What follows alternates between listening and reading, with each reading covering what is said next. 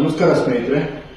ಇದೇ ಗುರುವಾರ 5ನೇ ತಾರೀಕು ಚಿಕ್ಕಬಳ್ಳಾಪುರದ ಕಂದವಾರದ ನಿರಾಶ್ರಿತ ಕಾಲೋನಿಯಲ್ಲಿ 10,000 ಹೊದಿಕೆಗಳನ್ನು ಅಂದರೆ ಬ್ಲಾಂಕೆಟ್ಸ್ ಅನ್ನ ಜೊತೆಗೆ ಚಿಕ್ಕಬಳ್ಳಾಪುರವನ್ನ ಪ್ಲಾಸ್ಟಿಕ್ ಮುಕ್ತ ಮಾಡುವೆಡೆಗೆ ಒಂದು ಹೆಜ್ಜೆಯನ್ನು ಇಡ್ತಾ ಜೂಟ್ ಬ್ಯಾಗ್ಗಳನ್ನು ಕೊಡುವಂತಹ ಕೆಲಸವನ್ನ ಅವತ್ತು ಮಾಡ್ತಾ ಇದ್ವಿ.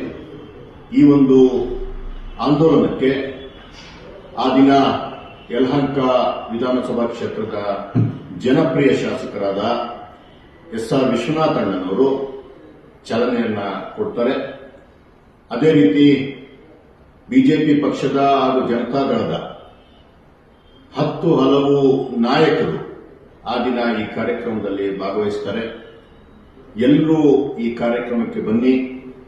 ಚಿಕ್ಕಬಳ್ಳಾಪುರದ ಯಾರು ಅವಶ್ಯಕತೆ ಇದೆ ಅಂತವರಿಗೆ ಈ ಹೊದಿಕೆಗಳನ್ನ ಹಾಗೂ ಈ ಬ್ಯಾಗ್ಗಳನ್ನು ಕೊಡುವಂತಹ ಒಂದು ಪ್ರಾಮಾಣಿಕ ಕೆಲಸವನ್ನ ಎಲ್ಲರೂ ಸೇರಿ ಮಾಡೋಣ.